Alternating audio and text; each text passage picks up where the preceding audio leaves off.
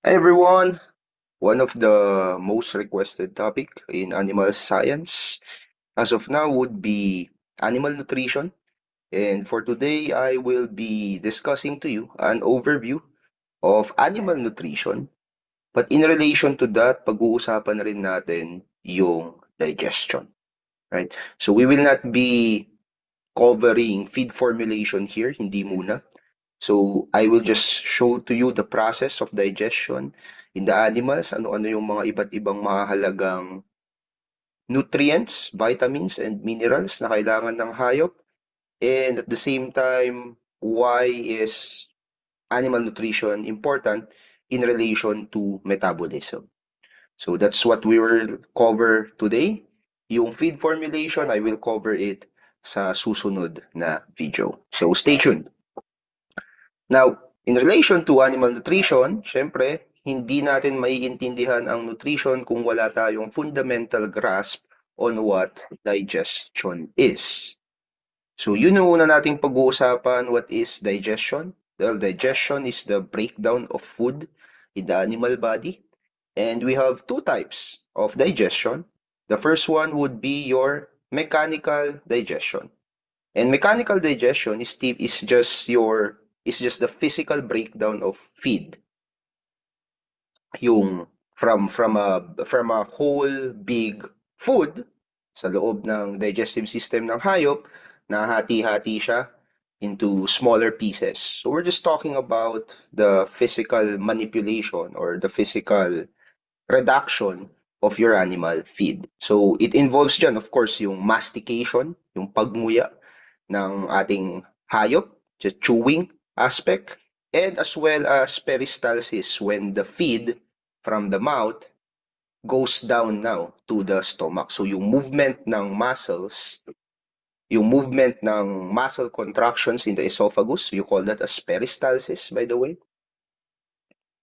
is also involved in the mechanical digestion of your of the animal's food, right?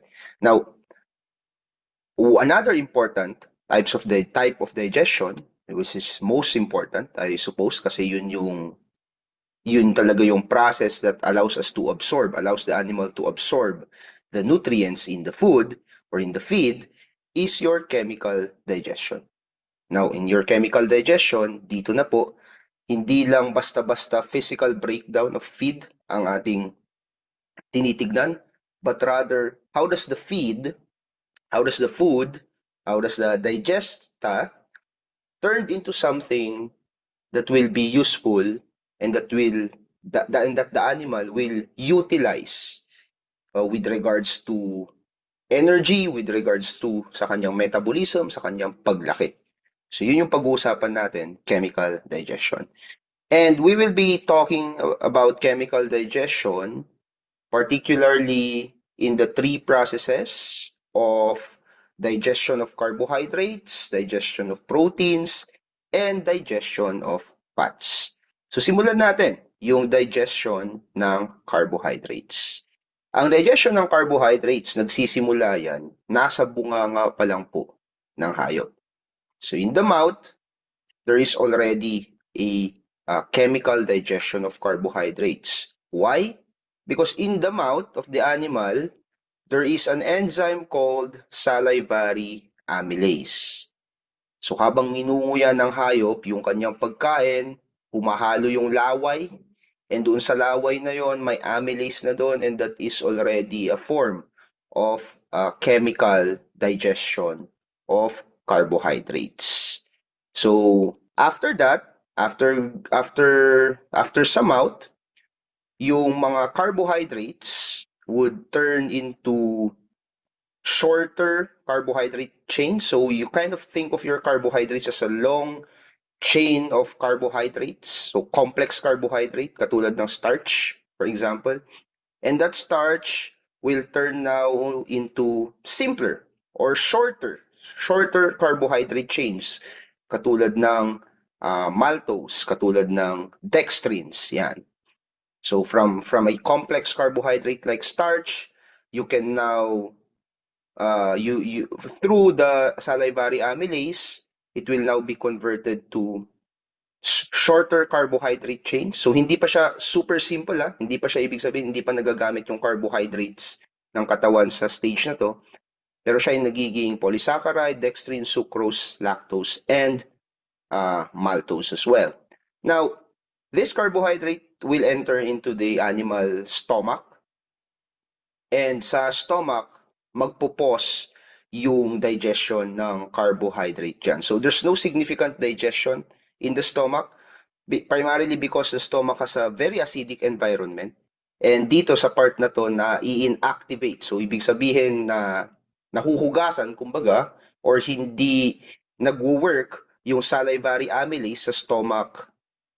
Hindi nagwo-work yung salivary amylase sa stomach because of the stomach's acidic environment. Now, the digestion of carbohydrates resumes sa animal's small intestine. And in the small intestine, nagpo-produce ulit yung pancreas ng amylase. But this time around, it is not produced by the salivary gland, it is produced by the pancreas, kaya you call that as pancreatic amylase.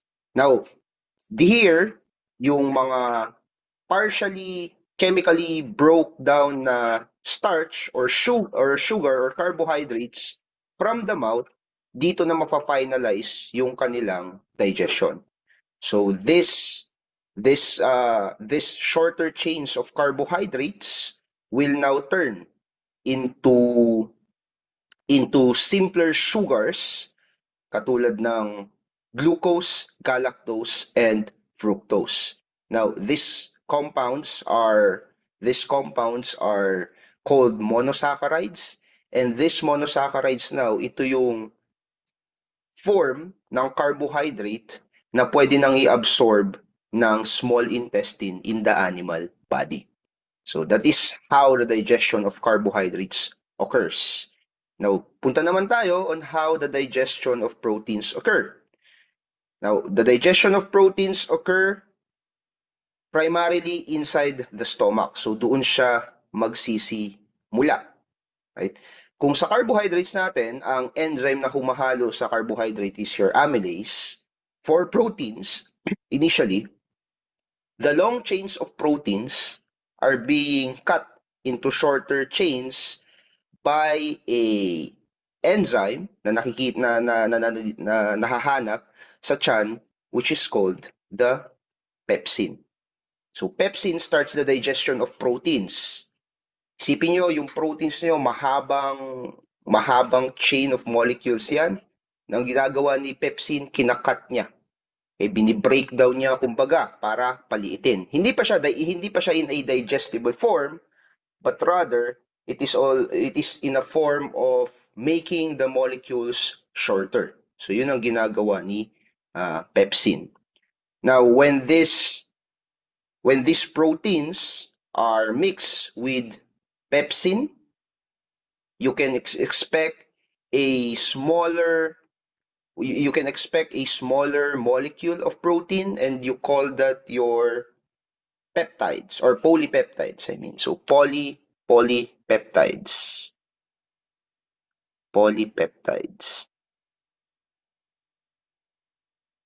Magkadugtong yan hindi yan separate. So yung pepsin mo, hahalo sa protein, magpuproduce siya ng polypeptides. And in the small intestine, magre-resume yung protein digestion sa small intestine.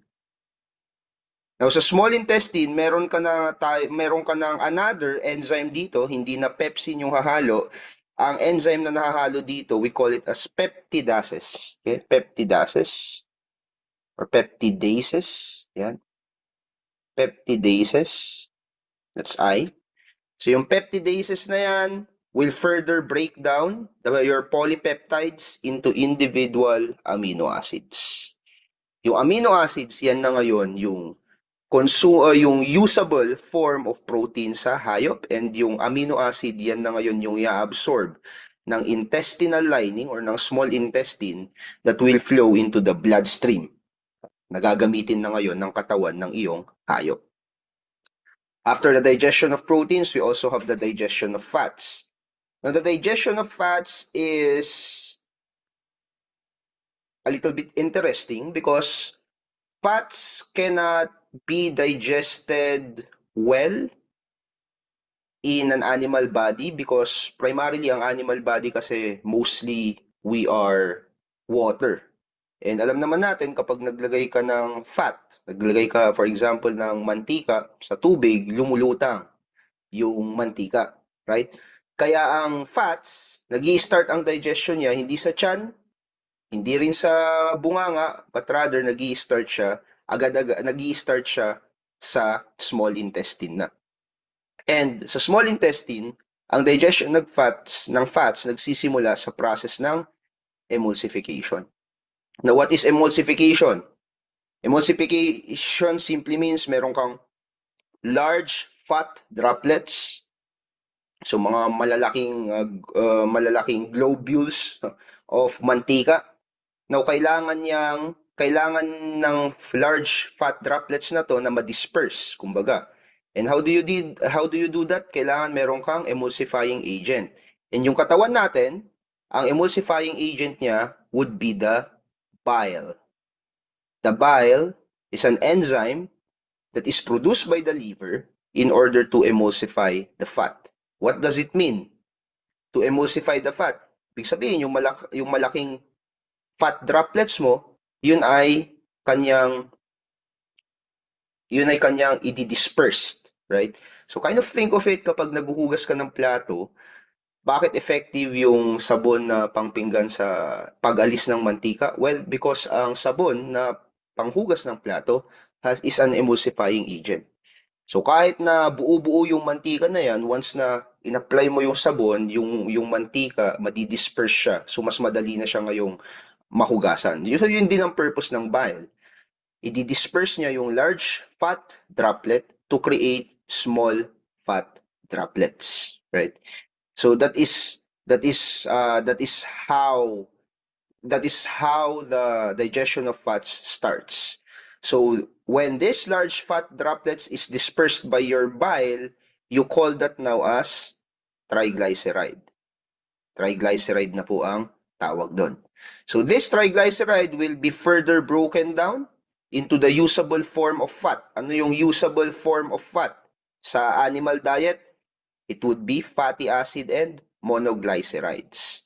So, macha-chop down pa yan into smaller bits up until such time na nandun na siya sa form na pwede nang gamitin ng hayop. And ang isang fat na pwedeng gamitin ng hayop sa kanyang intestine, ibig sabihin pwede nang i-absorb, is in the form of fatty acid and monoglycerides. Now, these fatty acids and monoglycerides will be carried by your micelle. So, yung fatty acid and monoglyceride, sasakay sila sa isang structure, okay? Sa isang parang droplets carrier, kumbaga. So, sasakay sila sa micelle and si micelle yung magdadala sa fat na ito doon sa mga intestinal cells ready for absorption. So, that is how the process of digestion of fats occur naman. Now, of course, after your digestion comes now the absorption process. Ang iisahin na natin to, hindi na natin iisa-isahin yung absorption ng carbohydrates, proteins, and fats. But rather, I would just want to show to you na when it comes to absorption, there are two organs involved here. Of course, you have your small intestine. Yan, kung sa tao. Small intestine, nandyan, this is where the absorption of carbohydrates, proteins, and fats occur. So, yung mga minerals din, mostly yung mga minerals din, na-absorb din po dyan. Yung mga vitamins, yes, nandyan din sa small intestine. Ang large intestine mo, which is this one, the outside intestine part, nandyan naman nangyayari mostly yung absorption ng water and absorption of some minerals as well. So, yun yung pagkakaiba nila. So, ang mas importante between these two intestines, although both of them are important, pero ang mas importante when it comes to its functionality of absorbing nutrients that is needed by the body would be your small intestine. Ang large intestine, kumbaga, additional filtering lang ulit yung nangyayari dyan. Specifically, on getting the moisture out of the food para din magamit ng katawan. And some minerals as well. So, para mas efficient lang din na nagagamit lahat ng nutrients doon sa iyong pagkain, and at the same time, lahat ng tubig nung animal diet, nung animal feed. When it comes to digestion, na present ko sa inyo kanina, I am most likely talking about the digestion of what we call as monogastric animals, or yung animals na may mga simple stomach. Well, bakit yun ang diniscuss ko? Well, because yun yung usual and yun yung common na stomach ng mga hayop. But later on, we will find out that there are other types of stomachs in animals. Specifically, there are three types. We have monogastric. The other one would be modified monogastric or modified simple stomach, and yung mga tiyan ng ruminants. So when you say monogastric or simple stomach, ito yung mga single compartment stomach. For examples, tayo, we have a simple stomach. Pigs and horses, they do have a simple stomach as well. Now, ang primary na feature ng isang monogastric stomach is that nakadepende yung digestion on different enzymes. As we have seen kanina, maraming enzymes na involved katulad ng amylase for carbohydrates, pepsin for proteins, and lipase for fats. Yan. So monogastric or simple stomachs cannot digest fiber efficiently. Okay? Hindi katulad ng iyong mga cattle. So they rely more on concentrated feeds katulad ng grains for energy purposes. A modified form of simple stomach would be the stomach of your birds, which are modified simple stomach. Bakit siya modified? Well, it's a simple stomach pero may mga additional digestive organs involved, katulad ng crop. Now, yung crop, yan ay nagiging storage area ng bird ng iyong poultry feed, right? But more important than crop would be your proventriculus. Yan yung parang pinaka-tiyan nila. So, dyan na ihahalo yung iba't ibang mga chemicals. So, chemical digestion happens here. And then, right after your proventriculus is the gizzard. Sa gizzard, nangyayari yung mechanical breakdown of this poultry feed. Now, you have to understand na yung mga manok natin, yung mga poultry animals natin, they do not have teeth. So, wala po silang ngipin, right? So, lunok lang ng lunok yung mga yan. Kaya very important na within their digestive system, mayroon silang parang pinaka-blender. And yung pinaka-blender nila would be your gizzard, right? And it's also interesting to note here that nauuna yung chemical digestion through the proventriculus before the mechanical digestion through the gizzard. Kanina sa monogastric animals natin, nauuna yung mechanical breakdown sa bunganga, tapos pupunta sa tiyan, di ba? So nauuna yung mechanical bago chemical. Dito, at some point, nauuna pa rin yung chemical through the proventriculus bago siya ma-breakdown mechanically by the gizzard. And another interesting fact is, kung mapapansin natin, yung mga manok, kapag yan ay tumutuka, madalas nakakatuka na rin yan ng mga small bits of stones. Right?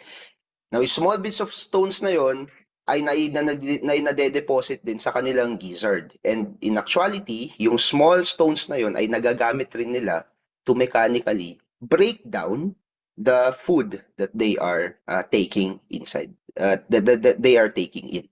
So yan naman yung modified simple stomach that you can see sa mga avian or poultry animals natin.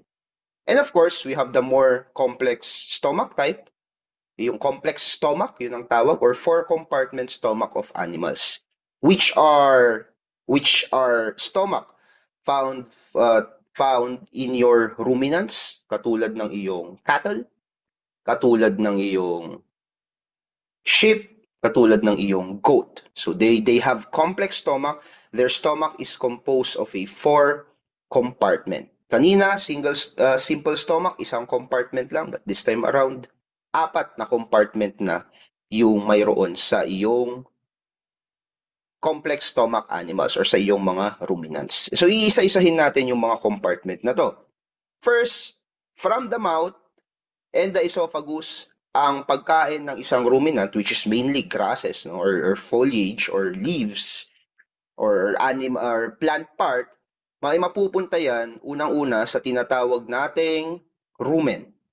Ay sa rumen po magsisimula ang lahat. So yung rumen, yan yung first chamber of the ruminant's stomach. And you want to think of this as a large vat or kumbaga silo silo or vat, and ito rin yung pinakamalaki na chamber ng stomach ng iyong mga ruminants. In fact, for some animals like cows, it can hold up to 50 gallons kapag sa cow. And ano yung purpose ng rumen? Ang rumen na andyan lahat ng mga microorganisms like bacteria, protozoa, and fungi. And ang pinaka-purpose ng mga bacteria na yan ay para i-ferment yung kinakain nilang mga plant part that is very high in fiber. So in your rumen, nagkakaroon tayo dyan ng fermentation through the help of your microorganism friends. No, bakit nila kailangang i-ferment?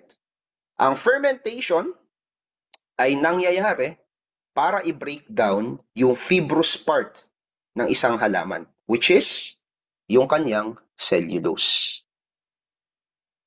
Now, the cellulose is very rigid. Hindi kayang i-break down yan ng mga monogastric animals. But for ruminants, kapag napunta yan sa rumen, kayang-kayang i-break down ng mga bacteria and microorganisms through the process of fermentation. And when this cellulose broke down, nagpuproduce na siya ng tinatawag nating VFA. VFA means volatile fatty acid. So volatile fatty acid. Now, what is volatile fatty acid? Volatile fatty acid is a form of energy. In fact, it is a major source of energy for your ruminant. So sa rumen pa lang, kapag na-take in na nila yung grass, nagkakaroon ng fermentation and nare-release yung VFA, yung volatile fatty acids, na ginagamit ng iyong ruminant as the main source of energy. So dito pa lang sa rumen, na-absorb na yung VFA na yan para gamitin ng hayop for energy purposes. Right?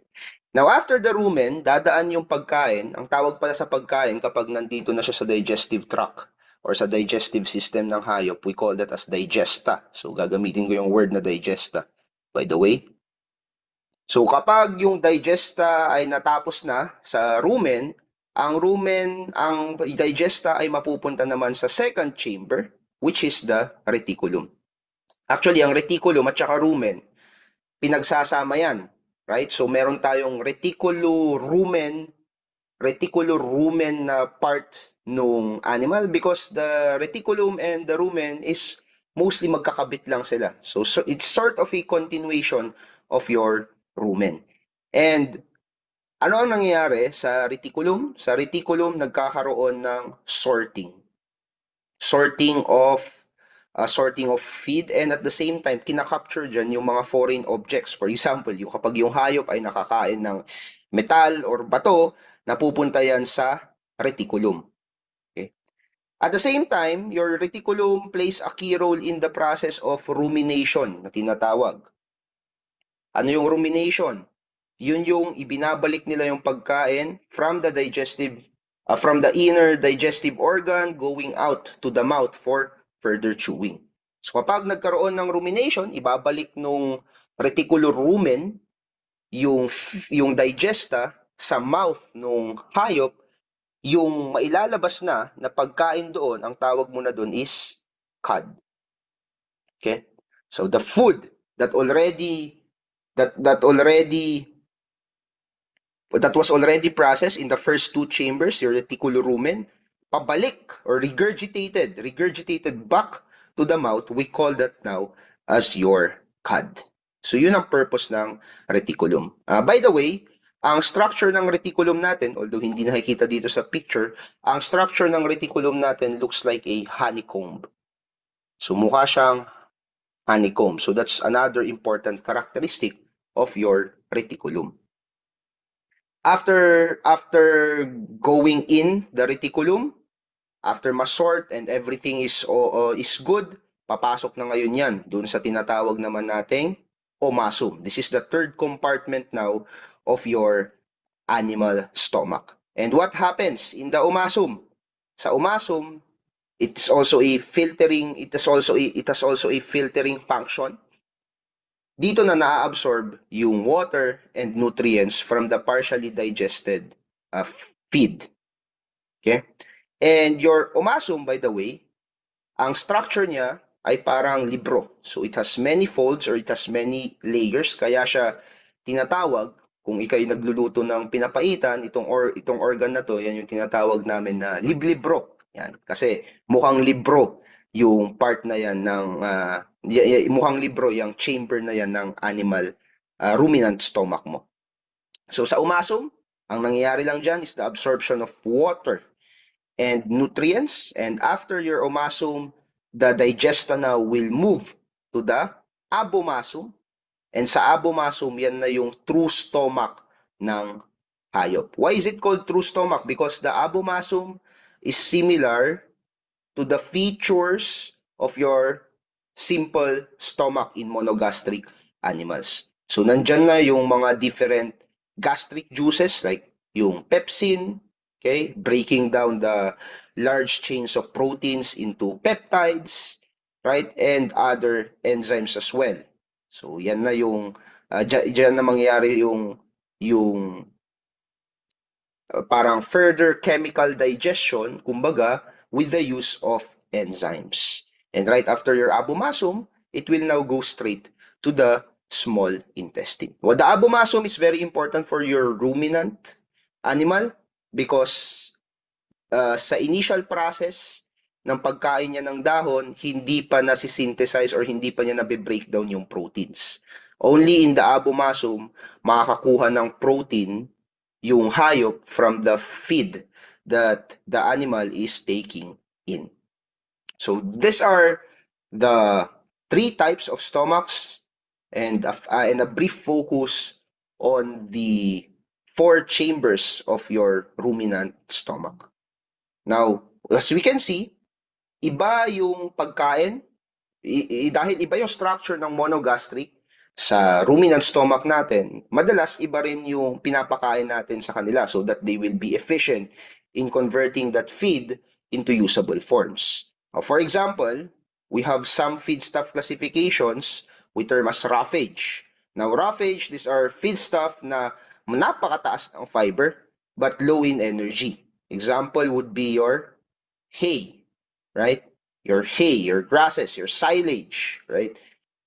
18% ang kanyang crude fiber, but it's not so much high in energy. Madalas kinakain ito ng mga ruminant animals mo, of course, kasi nga mataas yung fiber, yan yung kayang i-breakdown ng kanilang four-chambered stomach, particularly the reticulum. Now, we also have another feedstuff classification, which are concentrates. Yan naman yung para sa mga monogastric animals. Sa monogastric animals, ang concentrates, mababa ang fiber, but it's super high in energy. So, it's a good diet for your monogastric animals like pigs. So, ano example dyan? We have cornmeal, we have soybean meal, yeah, all of those kinds of feed na very high in energy. And we have a special type, we call it as supplements. Supplements are basically feeds that are added to the base diet para magbigay ng essential vitamins and minerals, lalo na kapag medyo may deficiency ng mga minerals na to sa animal body. Now, let's talk about the nutrients. So what are the major nutrients that the animal is using sa kanyang katawan? Well, of course, nandyan yung carbohydrates. Or yung simplest form ng ating carbohydrates, simple sugar, primarily glucose. Now, hindi lang naman glucose ang ginagamit ng hayop, though, but I believe they are also using other simple sugars like If I'm not mistaken, that would be galactose or sucrose. But do your own research on that. Pero alam ko, ang pinaka ginagamit natin na form of carbohydrates would be in the form of glucose. And for animals, carbohydrates are very important because it provides them with quick energy, right? And galing ang carbohydrates saan? Sa mga complex carbohydrates like starches and fibers, right? And these are turned through your amylase into simple carbohydrates like glucose and fructose, for example, para ma-digest and provide immediate energy to the animal. Another important nutrient sa iyong animal would be your fats or your lipids, I mean. Now, your fats, ano yung usable form ng fat? Yung form na pwedeng i-absorb ng katawan ng hayop? It is in the form of fatty acid and glycerol. Now, your fats, isipin nyo na lang, they also provide energy, but this time around, they are not for quick use of energy, but more on pangmatagalan na enerhiya. In fact, your fats are very, very nutrient dense. Ibig sabihin, punong-puno yan ng, very energy dense, I mean. Punong-puno yan ng energy. It provides 2.25 times more energy than your carbohydrates or proteins. At the same time, your fats are very important because they carry fat-soluble vitamins. So later on, we'll talk about fat-soluble vitamins. But I guess one important feature of fats is that they are the main source of stored energy. Kapag ang hayop ay hindi nakakain, bakit siya buhay pa rin? Well, because there are fats. The fats break down kapag yung animal mo ay nag-fast or hindi pa siya nakakakain in order to provide the energy required by your animal. After your fats would be your proteins. Ano yung usable or digestible or absorbable form ng proteins? That would be in the form of amino acids. Now, your amino acids, they are very, very important primarily for tissue growth and repair. Yan yung gusto ng mga nag-aalaga ng hayop, lalo na kapag meat type yung inaalagaan nila. Gusto natin maging massive yung mga hayop na to. Gusto natin sila ay lumaki. And how will the meat grow? Well, you provide them with proteins. Now, there are types of amino acids which are essential, like lysine and methionine, na uh, hindi kayang masynthesize ng mismong katawan ng hayop. Therefore, ang lysine and methionine should come from the food that they are eating. So kapag nagpapakain ka ng protein sa iyong hayop, dapat nakukuha niya doon sa pagkain na yon yung essential amino acid na lysine and methionine. Why? Well, because lysine is, for example, importante siya sa calcium absorption. So your lysine is very important for calcium absorption. Whereas your methionine naman, napakahalaga naman ng methionine na yan sa production ng feather and wool. So especially in wool-producing animals. So kapag ikaw ay isang farmer at textile product at ang product mo would be the wools of sheep, then you should be providing sufficient methionine to your sheep because the methionine is very important for the development of wools in your sheep, right? At the same time, for feather development, kapag gusto mong medyo matingkad or healthy yung feather ng iyong chicken or poultry, then you should be giving them enough methionine as well. So this is for wool and feather development. At the same time, your methionine is also very useful in maintaining the health of the animal liver. So this is the function of your proteins. Now, after the carbohydrates, fats, and proteins, dako naman tayo sa mga vitamins. So your vitamins are, your vitamins is absorbed in the animal body and it is also essential, especially with regards to immunity, metabolism, production of hormones, let's say, and and sometimes for antioxidant purposes as well.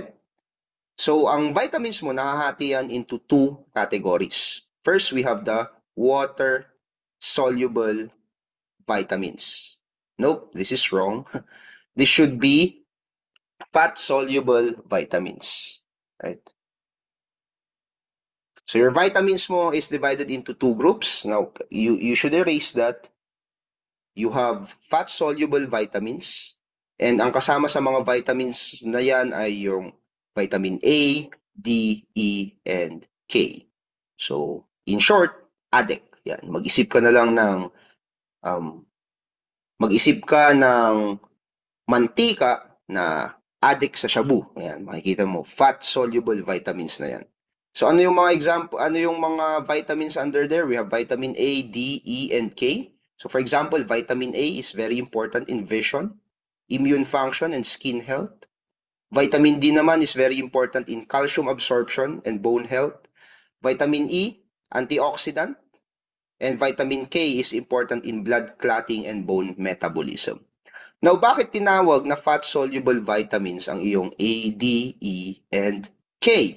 Well, tinawag silang fat-soluble vitamins kasi sila ay nakikisakay sa fats as the fat is being absorbed in the animal diet, as the fat is being absorbed by the animal body. So kapag yung hayop natin nag-consume yan ng fat, sa fat na yan, nakastore na rin yung mga fat-soluble vitamins natin like A, D, E, and K. Therefore, alam naman natin na ang fat, hindi yan ginagamit for immediate energy purposes. Madalas, ini-store yan sa katawan for future energy requirements. Kaya ang mga fat-soluble vitamins mo, they can also be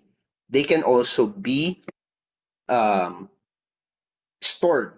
Okay? They can also be stored in the liver and on adipose tissues or on fat muscle tissues that can be used now for that can be later used. So they do not need to be consumed every day. Ang danger sa iyong fat-soluble vitamins is that fat-soluble vitamins ay can be detrimental kapag nasobrahan. Why? Well, because kapag nasobrahan yan, since dumidikit siya sa fat, it can lead to toxicity.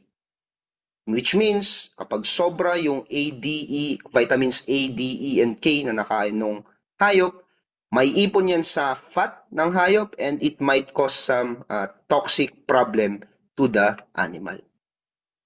Another important type of vitamin would be this is not fat-soluble, okay? But rather, these are water-soluble vitamins. Now, ang water-soluble vitamins naman, they are absorbed easily in the small intestine because they are carried by water. Kanina, yung fat-soluble mo, they are carried by fat. Kaya nga siya tinawag na fat-soluble. This time around, your vitamin C and your vitamin B, they are water-soluble vitamins and they are carried by the water.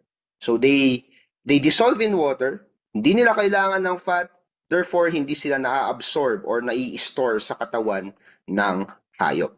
So, they are freely just moving around into your bloodstream. Kaya ang mga water-soluble vitamins mo, wala siyang, what do you call this? Wala siyang overdose. Why? Well, kasi umiikot lang siya sa katawan, sa fluid ng katawan. Now, kapag sobra yon, well, basically, ang ginagawa, naiihi lamang siya. Ilalabas lang natin siya kapag sobra, for example, yung ating vitamin C and vitamin B. Now, an example of your water-soluble vitamins would be your vitamin C, which alam naman natin, very important for the immune function of the animal. We also have, so this is not fat-soluble, but rather water-soluble. We also have B-complex vitamins. So, yung mga vitamin Bs natin, no? Like thiamine, they help convert food into energy. For example, we have riboflavin, very important rin for energy metabolism. We have B3 or niacin, na ang important purpose niya is for DNA repair and energy production. We have also B6, pyridoxine. Pyridoxine is important for brain development. B12 is cobalamin na kailangan ng iyong red blood cells. Okay, it's also important in maintaining healthy nerve functions. And B9, which is crucial, folate, which is crucial for DNA synthesis and cell division. Now, after your vitamins, syempre hindi rin mawawala dyan yung ating minerals na nutrient. Right? And your minerals are subdivided into two groups as well. You have your macro minerals. These are needed by the animal body in large quantities. Example dyan would be your calcium that is needed in bone and teeth development. Phosphorus is also needed for bone development as well and for energy metabolism. Magnesium, enzyme activation, very important rin sa nerve function ng hayop. Potassium is important naman in electrolyte balance and in keeping the muscle contraction of the animal healthy and para magkaroon din sila ng proper nerve function. We also have sodium, which is important in balancing the fluid in the animal body. Chloride works with sodium, okay, para mag-maintain ng osmotic balance, or in some regards your chlorine is also very useful in maintaining the right pH in the animal stomach. And lastly, you have sulfur, which is important for protein synthesis. Katulad ng pagsisynthesis ng amino acid, like an essential amino acid we call as methionine. So sulfur ang kailangan para ma-synthesize yung isa sa mga pinaka-importanteng amino acid, which is the methionine. Now, after your macro minerals, you also have your micro minerals such as your iron. Your iron is a key component of the hemoglobin. Hemoglobin sa red blood cells, and yun yung tagadala or responsible for oxygen transport throughout the entire body. So very, very important yan. We also have zinc, which is important for skin and hoof health for your cattle, sheep, and goat. Copper is also important, primarily for iron metabolism. Para magamit yung iron, kailangan mo ng copper. We also have manganese for bone formation and reproduction. Selenium is a micro mineral that is useful as an antioxidant. So immunity, yung function ng selenium. We have iodine, very important for your thyroid hormone, which regulates metabolism ng hayop. And cobalt, which is an important micromineral para ma-synthesize yung B12 natin. Ano ulit yung B12? Your B12 is your cobalamin. Yeah, it's your cobalamin. This one. Right. So this is a short discussion on the nutrients needed by the animal. So napag-usapan na natin, brief overview of the minerals and vitamins, carbohydrates, fats, and proteins. Now, the question would be, bakit ba? Why does the animal absorb these nutrients? Ano yung pinaka-purpose nito? Okay? And ang pinaka-purpose kung bakit kumakain ng hayop or kumakain ng ating hayop ay para gamitin yan for metabolism. Now, metabolism can either be constructive, or we term that as anabolism, or it can be destructive, or we call it as catabolism. So yung carbohydrates, proteins, and fats na inaabsorb ng animal body is used in metabolism, primarily, let's say, anabolism. So when you say anabolism, para mas madaling ma-memorize yan, think of your ants building something. So anong ginagawa sa anabolic process? They are getting these nutrients in order to build complex molecules. So for growth, for example, yung pag-grow ng muscle ng ating hayop, when they build new tissues and cells, anabolism po yun, because they are constructing the growth of new tissues, of new muscles and cells. When there is a damage in the tissues and kailangan ma-repair ng tissue, anabolism rin yan.